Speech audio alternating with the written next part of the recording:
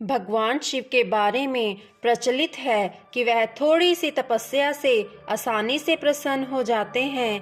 हालांकि ऐसे कई उदाहरण भी हैं जब किसी ने बड़ा वरदान पाने के लिए उनकी कठिन तपस्या भी की है।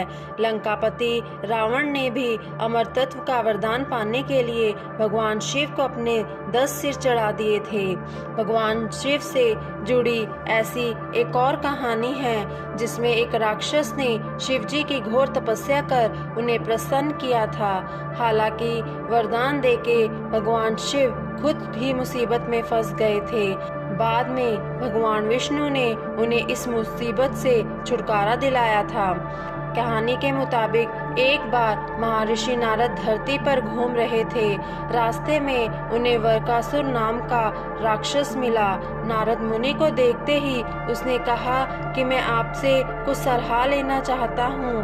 आप मुझे बताइए कि ब्रह्मा, विष्णु और महेश में कौन देवता जल्द प्रसन्न हो जाते हैं। महर्षि नारद ने बहुत सोचने के बाद कहा कि वैसे तो तुम तीनों महादेवों में से किसी की भी तपस्या कर सकते हो, लेकिन ब्रह्मा और विष्णु जल्दी प्रसन्न नहीं होते हैं। उनके लिए बहुत वर्षों तक कठिन तपस्या करनी पड़ती है। ये भी हो सकता है कि तुम्हारी आयु पूरी हो जाए लेकिन तपस्या पूरी ना हो।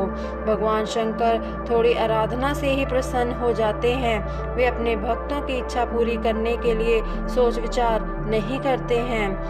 वरकासुर का कठिन तप, शिव जी का प्रसन्न होना। वरकासुर ने भगवान शंकर का आराधना करने का फैसला किया और हिमालय के केदार क्षेत्र में जाकर आराधना करने लगा। यज्ञ, तप, जप, ध्यान सब प्रकार के वह पूजा पाठ करने लगा। कुछ दिनों के बाद उसने सोचा कि मैं शरीर और प्राण को भी भगवान शिव को अर्पित कर दूंगा। ऐसा सोचकर वह अपने शरीर का मांस काट काट कर यज्ञ कुंड में डालने लगा, लेकिन भगवान शिव प्रसन्न नहीं हुए। परेशान होकर एक दिन उसने अपना शरीर काटकर भगवान शिव को अर्पित करने का फैसला किया। स्नान ध्यान कर जैसे ही उसने खड्ग उठाकर अपना शीश काटना चाहा कि भगवान शिव प्रकट हो उठे और बोले, बस करो, तुम्हारी तपस्या पूरी हुई, मैं तुमसे प्रसन्न हूँ, वर मांगो। वरकासुर हाथ जोड़कर भगवान शिव से बोला, आप मुझे वर दीजिए कि मैं जिस प्राणी के सिर पर हाथ रख दूं उसकी तुरंत मृत्यु हो जाए। शिव जी वरकासुर की यह मांग सुनकर चिंता में पड़ गए, लेकिन वरदान नहीं देने पर देव मर्यादा का उल्लंघन हो रहा था। शिव जी वरकासुर से बोलने की तुम्हारी तपस्या व्यर्थ नहीं जाएगी। तुमने मुश्किल वरदान की कामना से तपस्या की थी, इसलिए तुम्हें तपस्या भी कठिन करनी पड़ी। जाओ, जैसा वर चाहते हो वैसा ही मिलेगा। वरदान पाते ही वरकासुर की आसुरी वृत्ति जग गई। उसने कहा कि प्रभु, आपका यह वरदान सत्य है या नहीं, इसकी परीक्षा लेना चाहता हूँ। इसलिए पहले आपके सिर पर ही हाथ रखकर देखता हूँ कि इस वर में कितनी शक्ति है और सत्यता है। भगवान शंकर ने सोचा कि यह राक्षस कुछ नहीं सुनेगा। जब वरकासुर शिवजी जी के सर पर हाथ रखने के लिए आगे बढ़ा तो वह वहां से भागने लगे।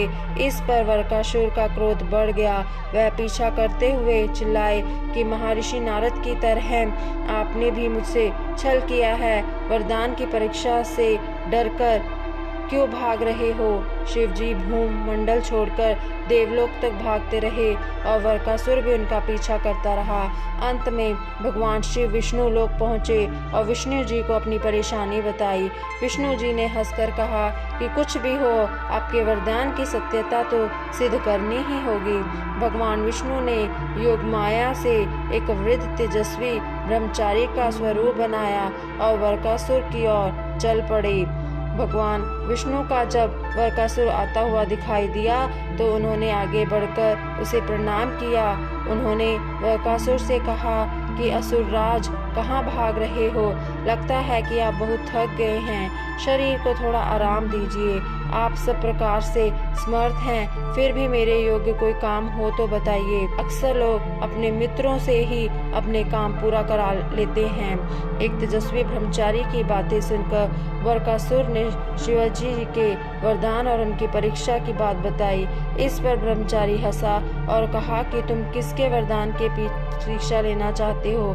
शिव जी का तो अपना कोई घर ही नहीं है, वह खुद भूत प्रेतों के साथ घूमते रहते हैं, वह भला किसी को क्या वर देंगे? वर देने वाले तो ब्रह्मा और विष्णु ही हैं। विष्णु जी ने वरकासुर से कहा कि तुम्हें वरदानी होना था तो ब्रह्मा या विष्णु की आराधना करनी चाहिए थी। शिव जी के पीछे बेकार दौड़ रहे हो।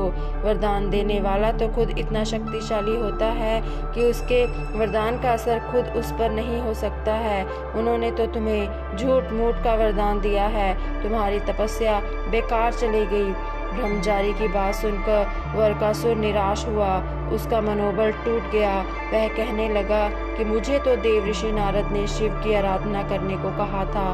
ब्रह्मचारी ने कहा था कि तुमने नारद मुनि पर भरोसा कर लिया, वह तो एक घुमक्कड़ साधु है जो सभी को उल्टी सलाह ही देता है। अगर तुम्हें मेरी बात पर भरोसा नहीं है तो अपने सिर पर हाथ रखकर देख लो कि कैसे शिव ने तुम्हें झूठा वर देकर बहकाया है। वरकासुर का मनोबल बुरी तरह टूट चुका था। उसे ब्रह्मचारी की बात पर भरोसा हो गया कि शिवजी जी भी उनके साथ छल कर झूठा वरदान दिया है। उसका विवेक नष्ट हो गया। उसने वरदान की सत्यता का परीक्षण करने के लिए अपने ही सर पर हाथ रख दिया। सिर पर हाथ रखते ही भयंकर अग्निपुंज प्रकट हुआ और वरकासुर उसमें भस्म हो गया। भगवान शिव जी, विष्णु जी और वरकासुर की इस कहानी में जीवन का अहम सार छुपा है। कहानी सीख देती है कि बिना सोचे विचारे किसी को कुछ देने और पाने वाले का कृतघ्न होकर दाता को ही संकट में डालने का ऐसा ही नतीजा होता है। कृतघ्नता के उन्माद के विरुद्ध विवेक नष्ट हो जाता है और उपलब्धि ही विनाश का कारण बन जाती है।